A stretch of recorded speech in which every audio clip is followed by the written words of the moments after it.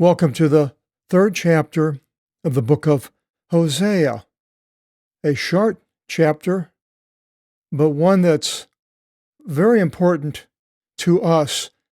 It was written about 2,500 years ago, maybe, and it still hasn't been accomplished. All the things that it's going to talk about, it may not be for another 2,000 years.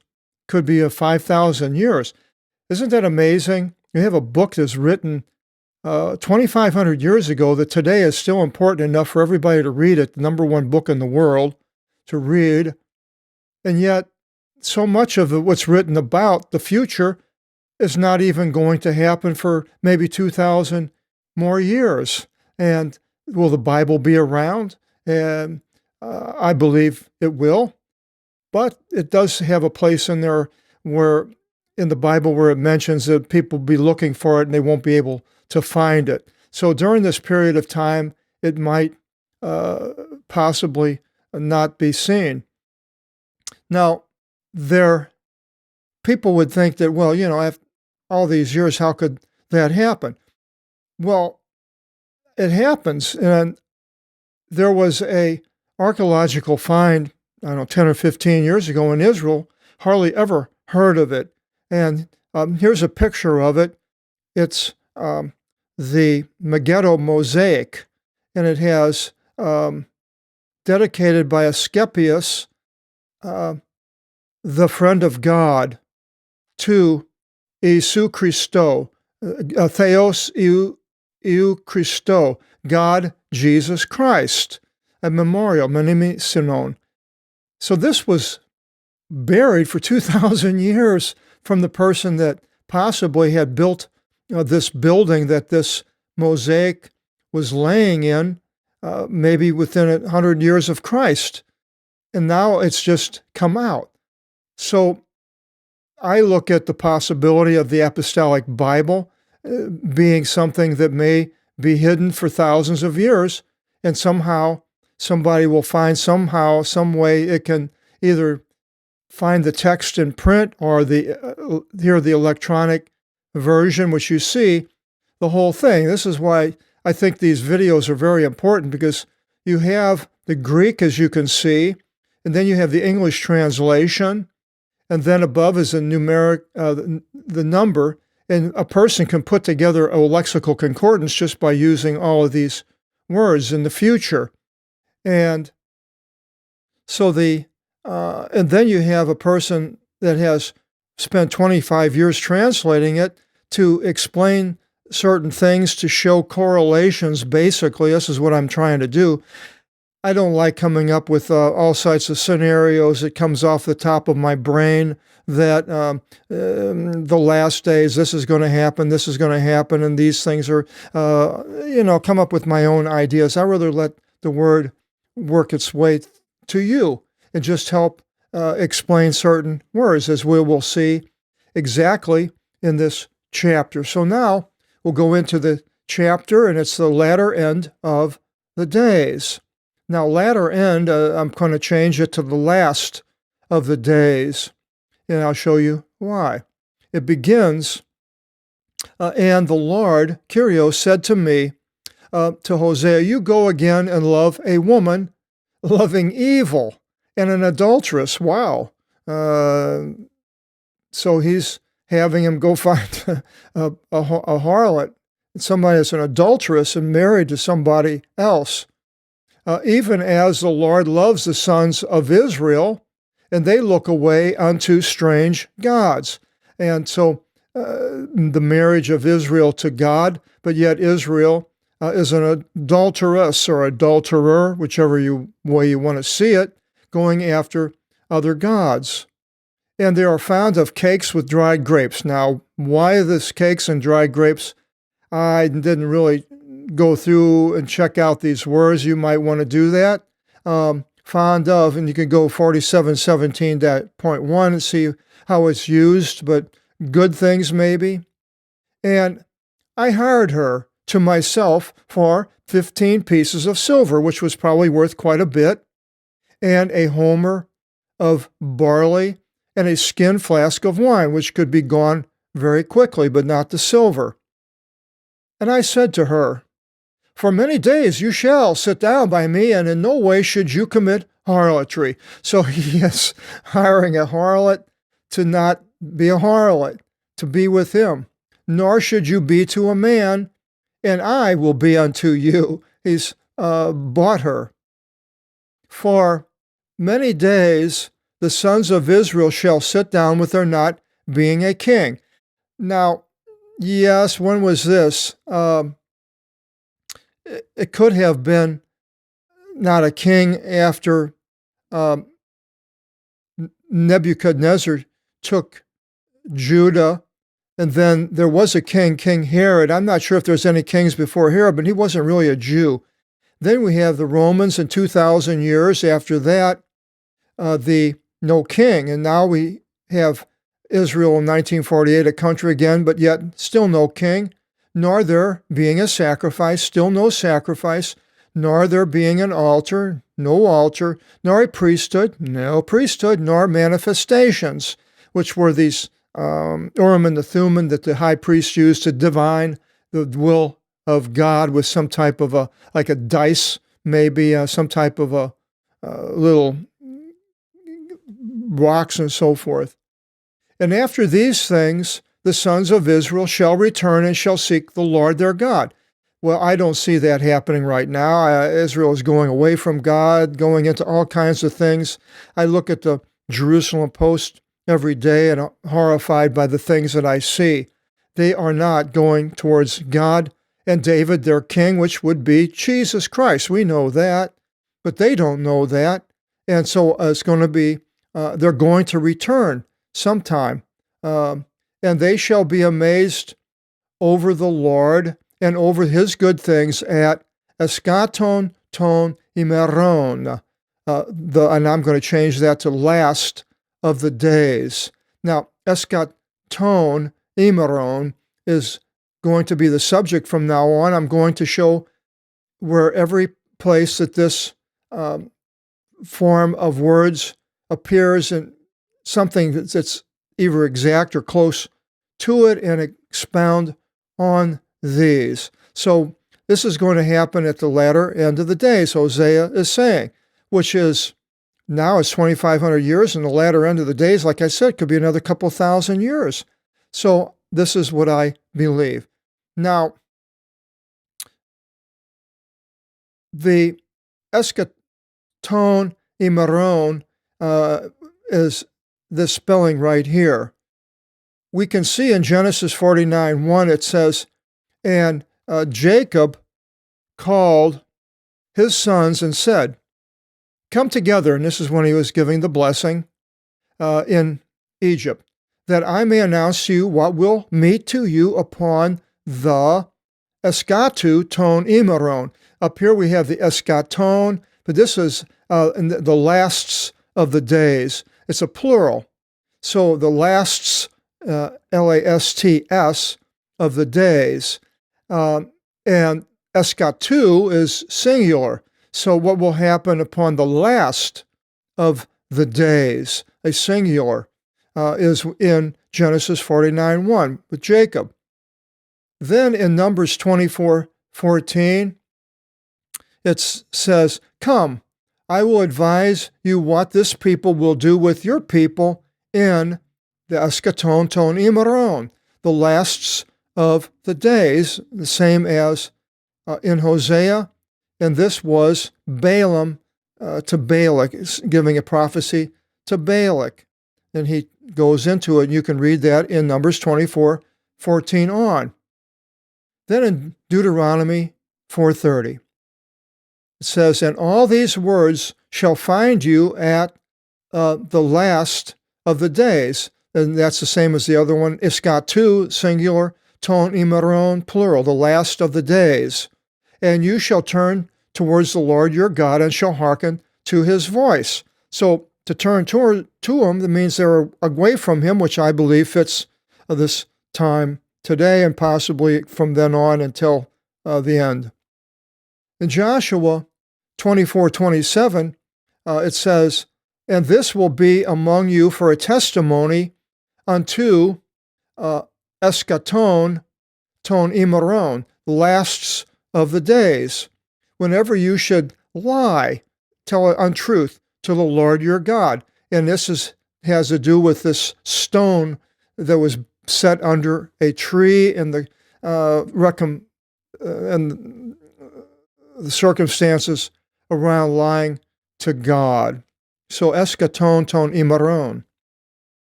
And then in Isaiah 2:2, it says, "For it will be in the last days." That's tes eschates ton imeres in the dative, plural for both of them.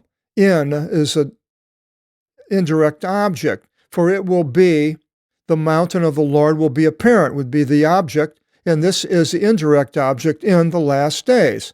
The mountain of the Lord will be apparent, Mount Meron, as I often have mentioned. And the house of God will be upon the uttermost part of the mountains, not in Jerusalem. And it will, or shall, be raised up high above the hills, and all the nations shall come unto it. And that's eschates ton imeres in the dative. Next, Jeremiah 23:20. It says, "And the rage of the Lord shall not turn away until whenever he should execute it. The rage, and until whenever he should establish it, according to the enterprise of his heart. And the lasts of the days, the eschaton ton imeron, as in Hosea, they shall comprehend them." So the rage of God is going to happen, and then the last of the days. And this is what it's talking about in my video seminar on the last eschatological timeline. Then in Jeremiah 30:24, it says, "In no way shall the anger of the rage of the Lord turn until he should execute, and until he should ordain the enterprise of his heart upon the eschatu ton imeron, the last of the days you shall know them." Now here, before in Jeremiah, it was plural, eschaton, the lasts of the days. Sounds like more of a period of time instead of one day. The eschatu, the singular, the last of the days.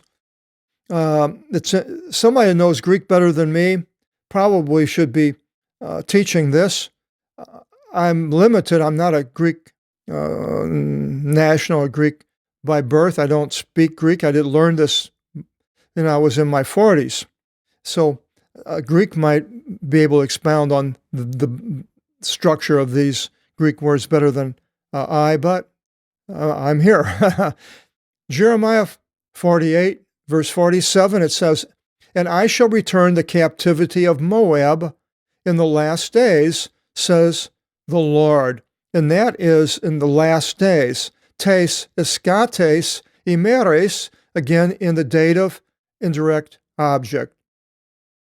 In Jeremiah 49:39, it says, "And it will be at the latter ends, the lasts of the days," and that's eschaton ton imeron, as it is in Hosea, "I will return the captivity of Elam, says the Lord." That is Iran. So apparently Iranians are going to be taken away. Persians, Iranians. Then in Ezekiel 38:16, it says, "And you shall ascend against my people Israel as a cloud to cover the land." And I had latter ends in the Apostolic Bible, but I'm going to change it over to at the last of the days it will be, and that's Gog.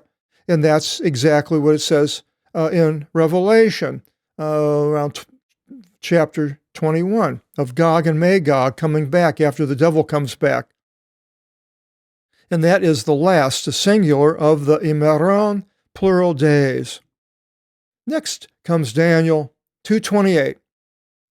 He says, but to Nebuchadnezzar, "But there is a God in heaven, uncovering mysteries, And he made known to King Nebuchadnezzar what must take place at the lasts of the days, the eschaton, ton imeron, as it is in Hosea. So you can go to Daniel 2:28, get more information of what's going to happen. And then in Daniel 10:14, he's speaking, it's to Michael. And it says, and I came to bring Michael, Michael, came to bring understanding to you as much as, and you being Daniel, as much as shall meet your people, Israel, in lasts of the days, eschaton ton imeron, as in Hosea, for the vision is still for days. So now the things that are going on in Daniel here are for the far future.